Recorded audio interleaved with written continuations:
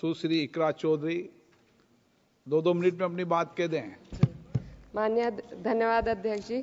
आज मैं 2025 के वित्त विधेयक पर अपने विचार रखने के लिए खड़ी हूँ।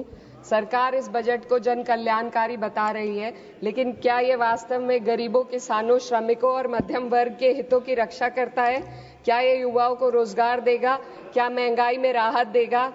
लगातार हम पढ़ते आ रहे हैं कि भारत की जीडीपी पिछले 10 वर्षों में दोगुनी हो गई है और हम जापान और जर्मनी को पीछे छोड़ते हुए 27 तक दुनिया की तीसरी सबसे बड़ी अर्थव्यवस्था बनने के ओर अग्रसर है। लेकिन यह उपलब्धि तब फीकी पड़ जाती है जब हम प्रति व्यक्ति जीडीपी के आंकड़ों को देखते हैं, जिसमें भारत विश्व स्तर पर 100 से अधिक देशों से पीछे है। 23-24 के लिए स्थिर कीमतों पर प्रति व्यक्ति जीडीपी केवल 1,24,600 रुपए है। ये कोई आश्चर्य की बात नहीं कि सरकार इस डेटा पर बात करने से बचती है, क्योंकि वे ये नहीं समझा सकते कि पूरे देश की जीवन स्तर में वृद्धि क्यों नहीं हो रही। वे ये नहीं बता सकते कि देश में इतनी गहरी आय असमानता क्यों बनी हुई है और आम नागरिकों को आवश्यक सेवाओं तक पहुंचने में इतनी कठिनाइयां क्यों होती हैं। सरकार दावे करती है कि भारत की अर्थव्यवस्था दुनिया में सबसे तेजी से बढ़ रही है, लेकिन इस विकास का लाभ केवल अमीरों को मिल रहा है। आज हमारे देश में शिक्षित युवा नौकरी की तलाश में दर-दर भटक रहा है। सरकारी नौकरियों में लाखों पद खाली पड़े हैं, लेकिन भर्ती नहीं हो रही।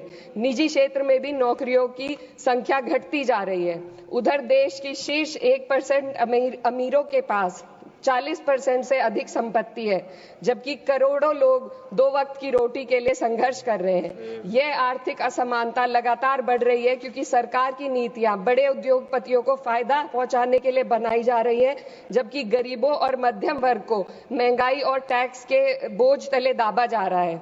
जब यह सरकार सत्ता में आई थी तब $1 लगभग 60 रुपए के बराबर था और आज 83 तक पहुंच गया है। Sir 2 minute. रुपए की इस गिरावट का सीधा असर आम जनता पर पड़ता है।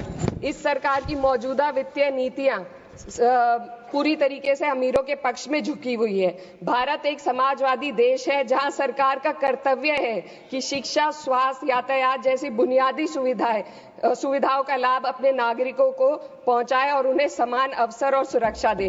भारत के सरकारी स्कूलों और अस्पताल की हालात लगातार बद से बदतर होते जा रहे हैं। सर बस किसानों पर अपनी बात रखना चाहती हूँ। हमारा देश तब तक सशक्त नहीं हो सकता जब तक हमारे किसानों को उनका हक नहीं मिलता।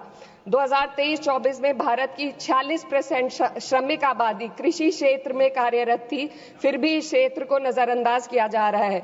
सरकार किसानों की आय दुगनी करने का वादा करती है, लेकिन असलियत यह है कि खेती की लागत बढ़ रही है, जबकि किसानों की आमदनी स्थिर बनी हुई है। ट्रैक्टर और हार्वेस्टिंग मशीनों पर 12% जीएसटी में सर 1 मिनट सर, किसानों का मुद्दा है, बस 1 मिनट सर, खत्म कर लें। हार्वेस्टिंग मशीनों पर 12% जीएसटी से किसानों को परेशानी और बढ़ रही है। यदि सरकार इस बोझ को कम कर दे तो खेती में फायदा होगा। साथ ही साथ प्रधानमंत्री किसान सम्मान निधि के तहत जो मिलने वाली राशि है उसको बढ़ाकर 6,000 से 12,000 कर दे तो किसानों की आय में फायदा होगा।